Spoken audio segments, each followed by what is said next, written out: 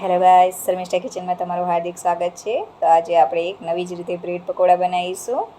બટાકાવાળા bread pakoda ખાઈને જો તમે કંટાળી ગયા હોય તો આ બ્રેડ પકોડા તમને સરસ લાગશે. તો એના માટે આપણે ખીરું બનાવીશું. એના માટે બેસન લીધું છે, સ્વાદ પ્રમાણે મીઠું, અજમો નાખીશું અને થોડું થોડું પાણી ઉમેરતા જઈને એને હાથથી સારી રીતે મિક્સ કરી લઈશું. એક મીડિયમ ઠીક રહે એ ટાઈપનું આપણે ખીરું બનાવવાનું રહેશે. તો જો તમે જોઈ શકો છો આ રીતનું તમારે ખીરું બનાવવાનું. બહુ આપણે જાડું પણ નહીં રાખવાનું અને બહુ પાતળું પણ નહીં રાખવાનું, મીડિયમ હોય એ ટાઈપનું આપણે ખીરું બનાવવાનું. તો જો મારું ખીરું બનીને હવે રેડી છે.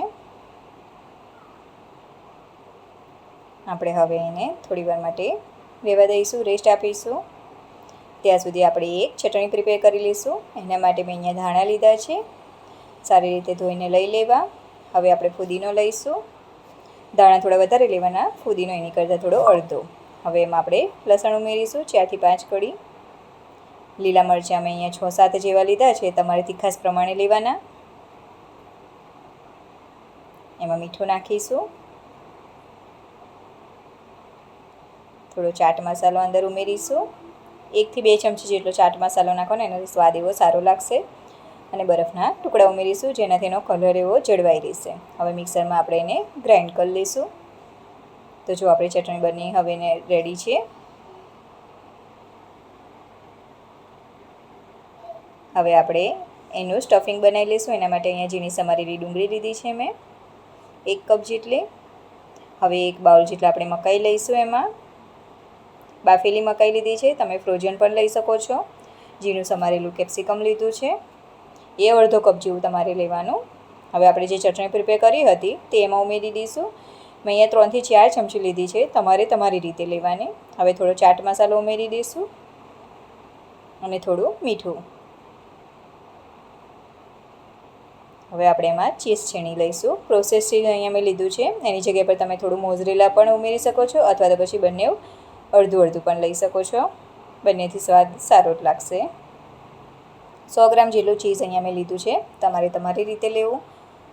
ચીઝ વધારે હશે તો સ્વાદ પણ સારો લાગશે.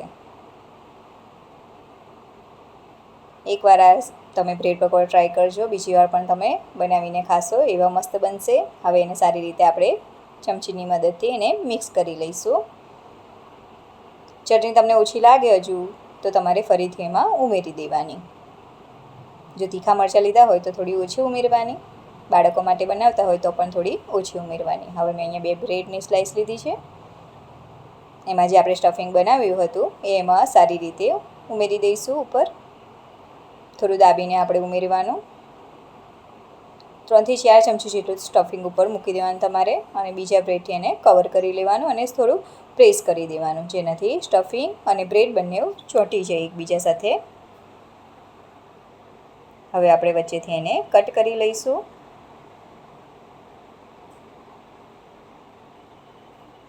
તો જો અત્યારે કેટલી દેખાવમાં સરસ લાગે છે, અને તમે આ રીતના પણ એને ખાઈ લેવાની. આ રીતના પણ તમને સરસ લાગશે, પરંતુ આપણે એને આજે બ્રેડ પકોડા બનાવીશું. સેન્ડવિચની રીતે પણ તમે એને લઈ શકો છો. હવે બીજા બાકીના પણ બ્રેડ છે તેનું મેં બસ સ્ટફિંગ બનાવી લઈશ હવે સેન્ડવિચ. હવે આપણે એમાં જે આપણે ખીરું બનાવ્યું હતું એમાં આપણે ગરમ તેલ ઉમેરીશું અને એને મિક્સ કરી લઈશું. સરસ રીતે ફેટી લેવાનું. તો તમારે ખાવાના સોડા બહુ ઉમેરવાની જરૂર નહીં પડે. મેં અહીંયા ખાવાનો સોડા નથી ઉમેર્યો. હવે આપણે એમાં ડીપ કરી લઈશું આપણે જે બ્રેડ બનાવ્યા છે તેને, અને એને મીડિયમ ફ્લેમ પર તમારે તળી લેવાનું. ક્રિસ્પી થાય ત્યાં સુધી તમારે એને તળી લેવાનું. એકસાથે તમને જેટલા ફાવે એ રીતના તમારે તળવાના રહેશે. મેં અહીંયા 2 તળી લઈશ.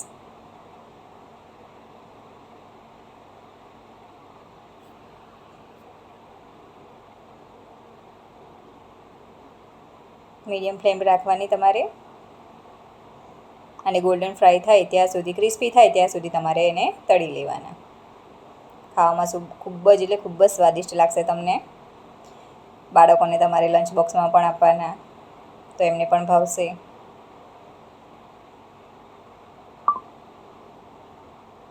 તો જો તમે જોઈ શકો છો કેટલા સરસ બની ગયા છે.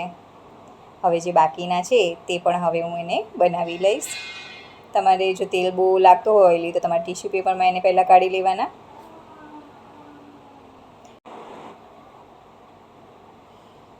હવે બાકીના પણ મેં બનાવી લીધા છે. તમે જોઈ શકો છો કેટલા બધા બન્યા છે, છતાં પણ મારું સ્ટફિંગ થોડું વધેલું છે અને બ્રેડ પણ થોડા વધેલા હતા. તો જો કેટલા સરસ લાગે છે. ચીઝ પણ ખૂબ જ સરસ લાગશે. એકદમ પોચા પોચા સોફ્ટ બની ગયા છે આપણા બ્રેડ પકોડા. તો જો તમે જોઈ શકો છો. હવે આપણે તો અહીંયા મેં ગ્રીન ચટણી છે આપણે બનાવેલી હતી અને ટોમેટો કેચઅપ સાથે સર્વ કર્યું છે. તમે ઈચ્છો એની સાથે સર્વ કરી શકો છો. આ ચટણી સાથે ખૂબ જ સારા લાગશે આપણા ચીલી ચીઝ મકાઈ બ્રેડ પકોડા. તો જો તમને મારો વિડીયો સારો લાગ્યો તો પ્લીઝ મારા વિડીયોને લાઇક અને શેર કરજો.